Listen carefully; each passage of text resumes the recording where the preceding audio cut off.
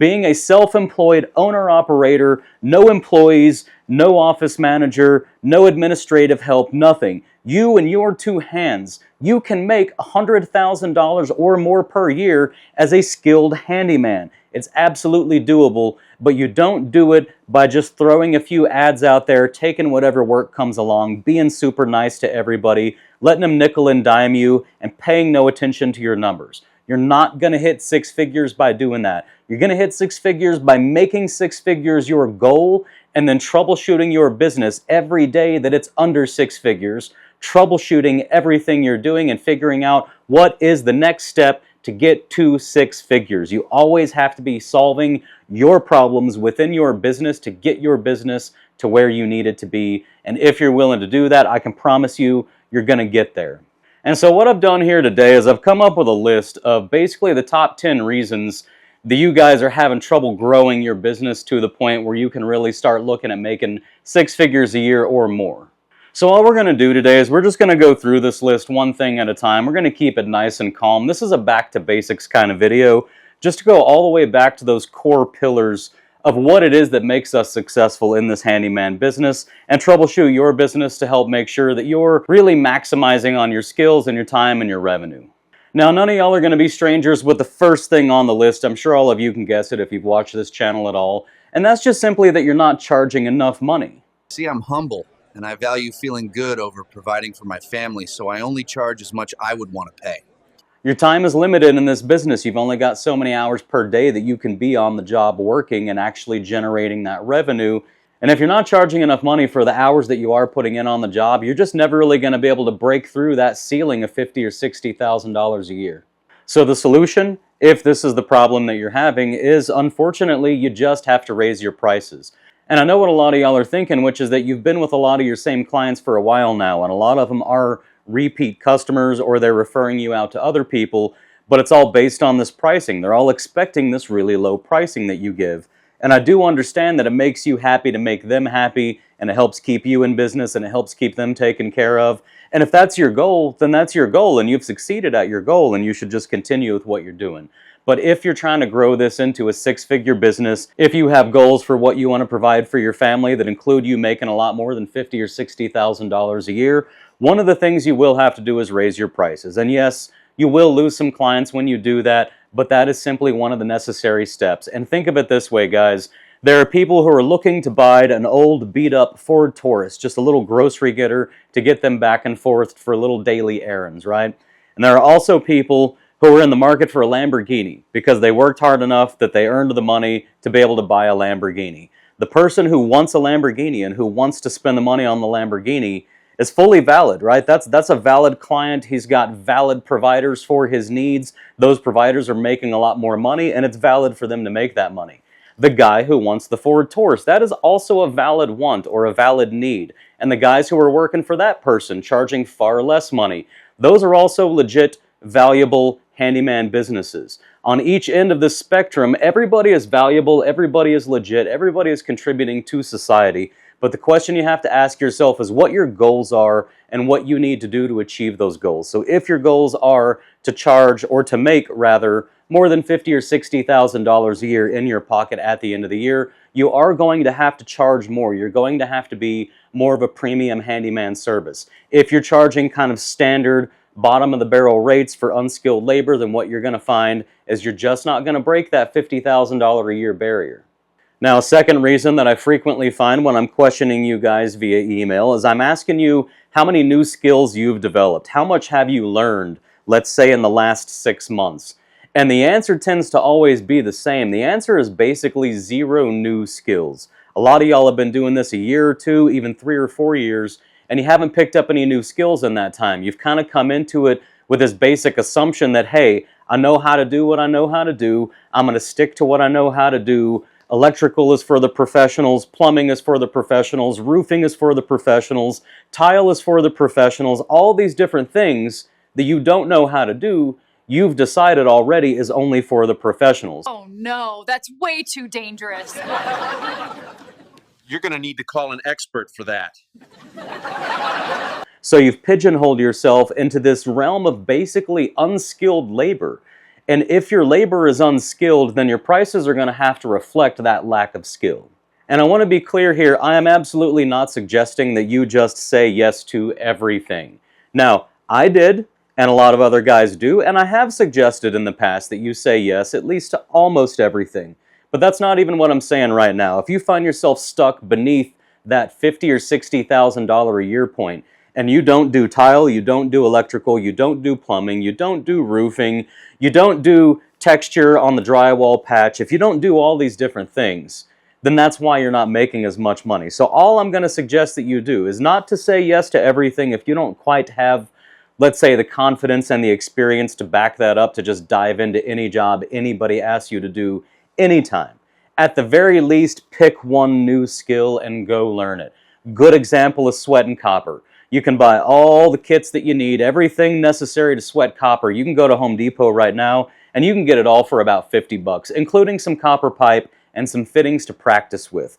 Come back home, watch some YouTube videos, and just practice sweating copper, guys. Don't even say yes to the jobs. Just start developing the skill. Or get yourself a multimeter and start watching some videos on how to use a multimeter, how to test for voltage, how to test for resistance, watch some videos on how basic household wiring is laid out, and just start learning so that there does come a time when you do achieve the confidence level that you need to go ahead and say yes and figure things out on the fly. And then the last thing I want to say about the skills development too is I do firmly and honestly believe, and this is based on my own experience in this industry as well, I do firmly and honestly believe that although there are some lines that you do need to draw, both legally and for safety reasons, although there are lines you need to draw, I do think that you should be able to say yes to almost every task that anybody is ever going to ask a handyman to do. And yes, that may mean that you lose some money on a few jobs, and it may mean that you look stupid a few times, and it may mean that you get halfway through, figure out that you just cannot finish this job and have to seek help elsewhere. That is a distinct possibility, but you are not going to grow in revenue if you are not willing to grow in skill level. So question number 3 that I frequently ask and frequently get what I would consider the wrong answer to is, when is the last time you fired a client? And typically the answer with the guys who are making less than $50,000 a year and can't figure out how to get that number up, typically the answer is you have not fired any clients ever. Every client who's ever said yes to you and you said yes to them, once they get on your client list, you keep them on your client list, you keep them at their pricing level, and even if they're not great clients, but they do at least hire you and pay you when the work is done, even if they're not great, you're continuing to work with these clients that are not great, and every minute you spend on a job for a client that isn't a good client is a minute that you're not spending on a job for a good client, or it's a minute that you're not spending finding better clients for yourself. So what is a bad client then? What do I mean when I say fire bad clients? Well, number one, let's just take almost one of the best examples that we are going to come to on this list, which is just getting nickeled and dimed. Clients who always want you to do free work for them. Those are bad clients. Hey, as long as you're already here, do you think you could just go ahead and fix everything else in my house for free? Clients who bargain your price down all the time. Those are bad clients. Clients who want you to work on their schedule and only their schedule, as many trips as it takes without altering your price. Those are bad clients. Clients who want to dictate how you do the job and who want to stand over your shoulder and question everything you're doing. Those are bad clients. Clients who want you to go to Home Depot with them to pick stuff out but not charge them for that time because you're not working during that time. Also a bad client. Look at your clients, figure out who the best clients are all the way down to the worst, and start dropping the worst, regardless of how good or bad they are. If they're at the bottom of that list, if they're your least valuable clients, and if you find yourself generally busy, then start dropping those least valuable clients, politely tell them no, and go seek better clients. And I do have videos on this channel for how to seek better clients. And then number 4 on this list, and by the way, these are in no particular order, but number 4 is not one I find as frequently, but it is a very important one when it does come up, which is, when was the last time that you invested in new tools for your business to make yourself more efficient? So not a new drill because your old drill broke, but a new tool that you didn't previously own that could have and would have made you faster, more efficient, and more profitable that you simply haven't purchased yet. And typically, again, for the guys making less than 50 grand a year, they have not invested in any new tools. And a tool could also be a kit. A tool could be a lot of different things. It doesn't have to be something with a motor and a trigger that performs work for you. It could be buying new tarps for your painting business. It could be building kits for your handyman business, like the kits that I show you all the time. Or maybe it's even just buying that little $15 outlet tester just to help you diagnose what's wrong with the outlet before you remove the outlet from the wall. But what I can tell you is the pattern that I've seen is the guys making six figures. Yes, it's partly because they have the money to buy the tooling, but the guys making six figures are constantly investing in new tooling and new resources for their business, and the guys making less than $50,000 a year, not only because they don't have the money, but even for the cheap little outlet testers and stuff. They're just not spending their money on new tooling and new resources to make themselves faster and more efficient. So look around at what you've done and ask yourself, have I invested in myself, in my business? Have I invested in the tools and the resources, the materials, the knowledge base? Have I invested any money at all into simply improving my efficiencies so that I can make more money in a smaller amount of time? And if you haven't, go ahead and try to start doing that. And number 5 is a very personal one to me, and I'm going to give you some backstory on this. But number 5 is that you're not using a CRM. Every single time I'm talking to somebody who's making less than $50,000 a year, trying to troubleshoot their business and trying to figure out why they're not making more money, I ask them what CRM they use, and they're either using Word document templates, or maybe they've got QuickBooks and they're just doing basic invoices and stuff on QuickBooks, or they found some free app that I've never heard of that's kind of sort of getting the job done.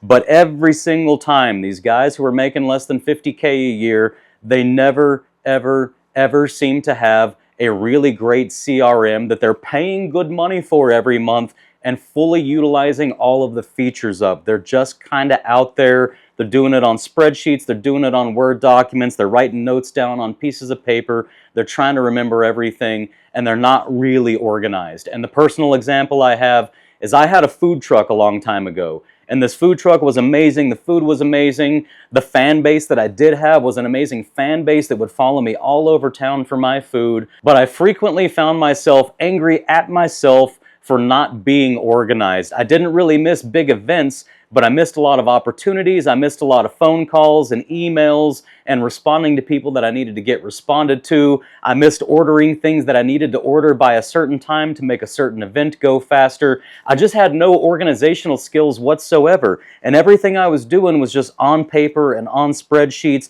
I would draw up my own little things, and you know, they kind of sort of worked okay, but the point is I was not organized, and I did not come across as a professional, legitimate business. I can't count how many jobs I probably lost, big catering jobs, where somebody asked for a quote, and my quote was just a response to their email with some typed out descriptions and a basic price, instead of something professional that could make them feel like if they hired me, maybe I would do a good job. So you need to have a CRM not only for the actual organizational aspects that the CRM brings into your business, but also for the perception that outsiders who interact with your business, the perception they gain of your business as they interact with you is in large part going to be dictated by the professionalism of the communications that they receive back and forth from you, and that includes your invoices and your quotes and stuff as well. So FYI, I am a brand ambassador for 𝗟𝗪. I've been with 𝗟𝗪 for the entire 4.5 years of my business. They are the very core of how I've built my entire business. And they're also the biggest sponsor of this channel. They're the ones who make it possible for me to make videos like this. But I have used 𝗟𝗪 day in and day out for 4.5 years. I also do frequent webinars, usually on Saturdays and Sundays, showing y'all my workflow and how I've customized 𝗟𝗪 to run for my business. So there is a link in the description if you want to get a free 14-day trial of 𝗟𝗪. I suggest clicking that link, getting your free trial, and then signing up for one of my webinars. And when you get signed up for one of my webinars, you can have the trial, come to the webinar, learn how to use the software, see if it's the right software for you. And honestly, guys, if it's not, I don't want you to buy it. You may like some other software better, and that's okay. But what you do need to have, if you're trying to be a professional business and if you're trying to hit that six-figure-a-year mark, is you need to have professional CRM software. And my personal opinion is that 𝗟𝗪 is the absolute best. They are the tip of the spear. They're the only software I've ever used for my company. I have researched their competition. None of their competition stands up to what they're doing. They've also incorporated tons of automations, tons of new AI features. This software is going to really run your business for you, and you're just going to be talking to it. So get yourself a CRM, click on my link, get a free trial, sign up for the webinar, come to the webinar, see if it's right for you. It's going to make the biggest difference in your business. And like I said, it is the core of what built my business to where it's at today. Now, number 6, I'll bet you can relate to if you're making less than $50K a year, and you can relate to even if you are making 6 figures, because this is probably something you used to do that you stopped doing and got you to 6 figures. But it's a very emotional thing for all of us handymen and most home service providers, and that is being a people pleaser and letting everybody nickel and dime you. I think we've all gone through this. I really don't think there's hardly any handyman in the United States of America who either doesn't currently or didn't used to be a people pleaser and allow his clients to nickel and dime them. And all that simply means is this one very common catchphrase, which is, hey, as long as you're here, could you go ahead and... Hey, as long as you're already here, do you think you could just go ahead and fix everything else in my house for free? So you've given them a price and you've said, hey, I'm going to do flooring in this game room in the back of their house, and they want to put some flooring in that game room. You gave them a price. It's $3,000 including materials, whatever that number is. You gave them that price, and you're there for 3 days putting this flooring in, and while you're there for those 3 days, they're constantly coming and grabbing you while you're working on this job that you've already priced, and they're just saying, hey, could you come look at this toilet real quick just as long as you're here? Hey, could you look at the sink as long as you're here? Hey, could you check the smoke detectors and see if they need to be replaced as long as you're here? And they're expecting you to do all of this for free, and you want to make them happy. You want them to hire you again. You want them to refer you out to their friends and family. You want them to leave good Google reviews for you, and out of fear, you're going and saying yes to all of these additional things. You're stuck on this job a full half day longer than you needed to be because you're constantly getting pulled for all these extra things. So what I'm here to tell you is you are valuable and you need to charge what you're worth. And if it's worth $3,000 to put in that new floor for them, then it's worth $3,100 to put in that new floor and fix their bathroom faucet. Every little thing you do should be an additional charge. And you don't have to say yes to everything that every client wants simply because you're afraid they won't hire you again, they won't refer you out, or they'll leave a bad Google review. Don't let yourself get nickeled and dimed. And I'm going to tell you something right now. If you don't respect yourself enough to charge extra for the things that they ask you to do, they're not going to respect you enough to even be willing to pay you for those extra things anyways. People can figure out who you are pretty quickly, and if you're a people pleaser, they're going to figure that out and they're going to use that to make sure they get as much out of you as they can. So my advice to you is when you go into these jobs, I want you to be happy, I want you to please them, and I want you to say yes. But instead of simply saying yes, all you need to do is say, yes, I would be happy to do that for an additional $35. Yes, I'd be happy to do that for an additional $100. Or, yes, I'd be happy to give you a price on that once I finish up this job. I'll measure everything out, I'll give you a real nice estimate, and if you say yes to that estimate, we'll get you on the schedule as soon as we can. But learn how to say yes with a caveat of there being additional pricing instead of everybody just assuming that you don't respect yourself enough to charge extra for extra work. And one way that you can avoid having this be an issue is simply on all of your quotes and all of your paperwork, just have a little disclaimer. And this is at the very least. You can go ask ChatGPT to help you write up something much better. But at the very least, always include the phrase, no work not listed here is to be assumed. No work not explicitly spelled out here is to be assumed. Pick your own wording, but make sure they're aware that if you didn't spell it out, if it's not in writing in our agreement, that this is part of the agreement, then it is not to be assumed to be a part of it. If you didn't say, I'm going to check the smoke detectors while I'm doing your flooring, then that's not part of the deal for the flooring, and checking smoke detectors is extra time out of your day, which is extra money out of your pocket, which is extra food out of your kids' mouths. All of this ultimately goes back to we're trying to run a business, hypothetically speaking, because we want to provide better for ourselves, our loved ones, and our families. So moving on to number 7, another question I'll frequently ask is how much time in minutes it takes somebody to do a certain job. I'll say, how long does it take you per square foot to paint a house? How long does it take you to fix a pop-up stopper? How long does it take you to change a faucet? How long in minutes does it take you? How long per doorstop? If you do 12 door stoppers, how many minutes should that take you?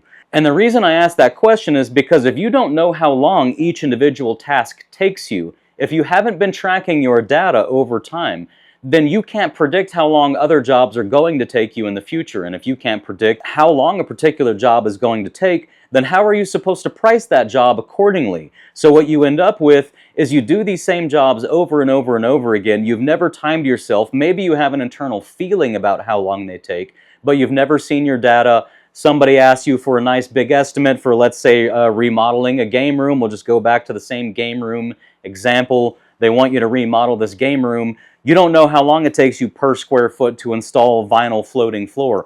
You don't know how long it takes you to paint a room in general. You don't know how long it takes you to take down a ceiling fan, and you don't know how long it takes you to install a new ceiling fan. You don't know how long any of these things take you because you never tracked your data. So now you're just kind of shooting from the hip when you do your estimates. And if you're like I was when I first started out, every time you're wrong about an estimate, it's never in the direction of, oops, I estimated too much and now I've made too much money. It's usually in the direction of, oops, I thought I could get this done in 6 hours and now it's been 2 days and I'm losing money. So I really highly suggest that you start tracking your time. If you don't have something in writing, some sort of log, or if you don't already find yourself to just be an expert at predicting how long these jobs are going to take, then it's time for you to start timing yourself. And I do mean that literally. I literally mean if you're in a nice big house and you're supposed to install all new door stoppers at all the doors, then once you have your parts and materials ready, time yourself. Open up that door stopper kit, or rather hit start on the timer, and then open up that door stopper kit, grab your door stoppers, go around the house, get them all installed, get your pictures taken of the final product, come over here, close your kit back up, stop the timer, divide the number of minutes by how many door stoppers you did, and start figuring out, aha, I need about 3.5 minutes per door stopper. So if I'm going to do 12 door stoppers, that's going to be about 40 minutes. 40 minutes is 2/3 of an hour. I want to be making about $100 an hour. So I need to be charging $66.6 for those 12 door stoppers. You could just do that math and start actually knowing what your pricing should be instead of guessing and guessing wrong and losing money. And this, I think, is one of my least favorite ones. I really hate when I see this, but so many of you, out of desperation, are marketing price over value. You're marketing affordability, cheapness over value. And value is not simply a price. Value is the price in relation to what you get for that price. Affordability is just price. Affordability is simply what's the total dollar amount. So when the name of your business starts with affordable handyman services, affordable plumbing, affordable anything, when you market yourself based on the idea that you're going to be cheap, you're going to draw in clients who value cheapness over quality. These are not clients who want to give you a very fair amount of money for very fair and solid work. These are clients who simply want to pay the least possible, which means the only way you're ever going to make them happy is by charging the least possible. And don't you think for a second that they're going to be okay with lower quality work for that lower pay. They're going to want the high quality work. They're going to nitpick everything you did, and they're going to make sure you give them a perfect product, but they're going to want it for the cheapest price. But the trick here is to go back and remember, how did you get those clients? Was it because you advertised yourself as being the cheapest? Did you put a Craigslist ad out and say, we'll beat anyone's prices in town? If you claim that you'll beat anyone's prices in town, you're not selling value, you're selling affordability. So start looking at your marketing materials, your website, your business cards, and start asking yourself, am I selling myself on affordability, on price, or on value? Because you should be selling on value. It's perfectly okay to say, hey, I'm not the cheapest, I'm also not the most expensive, but I'm not the cheapest, but you're going to get what you pay for with me. And with number 9, this is actually kind of a strange one to me because a lot of times these guys are reaching out to me asking what to do to improve their business. And when we start talking about their business, they're literally making decisions that they already know are bad decisions that are resulting in their low pay. And one of the most common examples of this that I see is a lot of you guys are really good at finding an apartment complex or a contractor or a plumber or someone, an HOA. You're finding people who are willing to say, hey, I don't really need your services a lot, but I'll tell you what, if you can work for me for cheap, then I'll give you, let's say, 10 hours a week. I'll give you 5 hours Saturday and Sunday to come to my apartment complex, and just do whatever tasks I need you to do for $25 an hour, $35, even $40 an hour, which some of y'all think is high, and I'm telling you is not. $100 an hour is standard. But you're taking these jobs where you're saying, okay, yeah, I'll come over every Saturday and Sunday and I'll spend 5 hours each day working for $35 an hour on whatever you want just to keep some money coming in. And what I'm telling you is you've chosen to agree with somebody to work for very little money.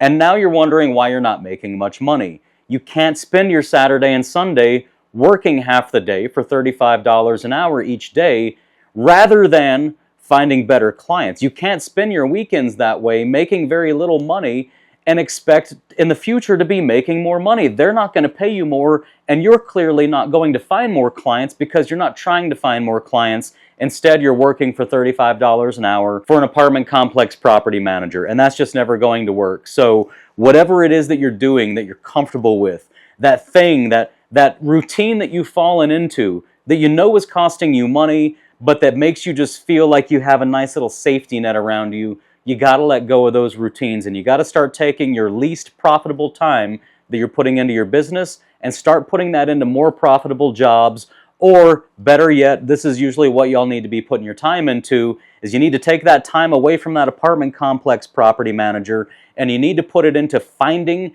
better clients. Oftentimes these better clients, in my opinion at least, is going to be single-family residential home property managers, generally bigger companies that have hundreds if not thousands of properties. They will pay a premium for the logistics that you provide. But whether it's property managers for single-family homes, or whether it's realtors or insurance agents or plumbing companies that need somebody to go behind them and remodel bathrooms and close up walls after they did the plumbing, whoever it is that you're finding this better work with, you need to put your time into finding better clients if you're currently in a super comfortable position that you've been in for way too long, making way too little money with clients who are at least consistent. Don't value that consistency over profitability if your goal is profitability. And then finally, number 10, I'm going to tell you guys, is absolutely one of the very few things right at the core of my success for my business. And it boils down to understanding the actual value of the work you're doing. And it ties hand in hand, by the way, with something I'm always preaching, which is not to charge hourly. And what I'm going to tell you is every job has a particular value. A faucet swap for this client in this house in this neighborhood at this income level has this value. It's $225 for that faucet swap. That's what that client values that faucet swap at. So if you go in there charging hourly, especially a modest hourly rate, and you do this for years and years and years, you're never really going to change your level of income because you're always charging that same rate. What you have to understand is if that faucet swap is worth $225, then what you should be doing is simply charging $225 for that faucet swap. And then you get to start asking yourself the question, how can I do this faster? If I get $225 for doing this job either way, I can get $225 for doing it in 2 hours, 15 minutes while charging $100 an hour, or I can get this job done in 30 minutes, make the same $225. So how do I get from here to there? How do I get from 2 hours and 15 minutes all the way down to 30 minutes to get this job done? And the answer is, well, number one, maybe have a faucet in inventory so that you've already got the faucet and you completely bypass that trip to Home Depot. Also have supply lines, also have adapters, also have all the things you may possibly need for that faucet swap, have them in inventory. Y'all have seen my kits. If you haven't, I highly suggest you watch some of my kit videos. Have everything you need so you're not going to Home Depot. Develop a process. Develop a set of processes for each individual little thing you might find while you're swapping that faucet. And then just do lots of them and time yourself and start figuring out maybe what faucets are faster. As an example, I use the Glacier Bay Market faucet on most of my rentals. If it is a good, like-kind replacement for what's there, I will always put that one on. And the reason is that the way that one gets installed is very, very fast. I can get that old faucet out as quick as I can, and the new faucet literally goes in like 5 minutes, maybe 10 at the most. So suddenly, this 2 hour, what used to be a 2 hour job that you could have charged $200 for those 2 hours, now you're still going to charge $200, you're going to get it done in 30 minutes, and you're going to get on to that next job, and you're going to rack these up one after another, after another, after another, and that's what allows you to reach those $1,000 days. So number 10, very important, understand the actual value of the work you're doing. Don't charge hourly. Your value is not based on how many hours. Your value is based on what problem you can solve and how much is it worth to the client to have that problem solved. So understand the value of these jobs and then start a rational, logical, methodical, systemized process of figuring out where does all of my time go when I do this job and how can I shorten that time, and shorten that time until I'm doing these jobs as fast as humanly possible, making my $200 and getting on to the next job. So before I go, I do want to remind you guys about some resources I offer. Number one, if you scroll down to the bottom of the description on any of my videos, you're going to find a link that you can click to get to a documents folder for a lot of documents I'm going to offer you to help you run your business the way that I run my business. Some of them copy and paste documents from my actual business. I also do these webinars quite frequently. They're usually on Saturdays or Sundays where I take you into my software and I literally show you step by step in my Jobber account how I set the account up to work with my clients, how I set up my automations, how I create new jobs, how I write invoices, how I write estimates, how I track everything, and how I really run my entire business with Jobber. I do these webinars frequently. You can go to the description of this video and click on that link and get a free 14-day trial. Come to a webinar, but I do offer those webinars and those are always free webinars. And again, you can always email me at bulletproofhandymanbusiness@gmail.com. Any question in the world that you have, any help you need from me, email me at bulletproofhandymanbusiness@gmail.com. I may not respond today, I may not respond tomorrow, but I do respond to every single email that I receive eventually. And then last but not least, I do these campouts and or cabin stays. I've been doing them in Arizona, now we're taking them on the road. The next one's going to be in Tennessee. But I do these cabin stays and these campouts where you guys, if you can make it here or to wherever I'm going to be, you get to spend a weekend with me and more importantly with other handymen who are in the same space as you at different levels in their career from different regions of the country and who came at it from different approaches. And typically I find I'm not even the one providing all the value, to tell you the truth. It's all the attendees talking together amongst themselves, helping each other solve their own problems, showing their marketing materials back and forth, talking about some of their policies and procedures. And we just spend a weekend and we filter down this gigantic cloud of all of these different ideas and different ways of doing things. And most of y'all over the course of this weekend filter that down into an action plan that you're going to put in place as soon as you get home. And I find that most of y'all do enact your action plans and they typically do work. So definitely sign up for one of those events. You can go to bulletproofhandyman.com to sign up for any of those, and they're all free, by the way. Every one of them, they're 100% free. I find the sponsors for them. There are no paywalls on this channel. You can take my masterclass. It's free. You can come to the webinars. They're free. You can email me for free. Everything we do for free. I don't have any paywalls. I make sponsors pay for this, and that includes the campouts and the cabin stays. And with all that being said, I love you guys. I hope you're out there killing it, and I'll see y'all on the next one.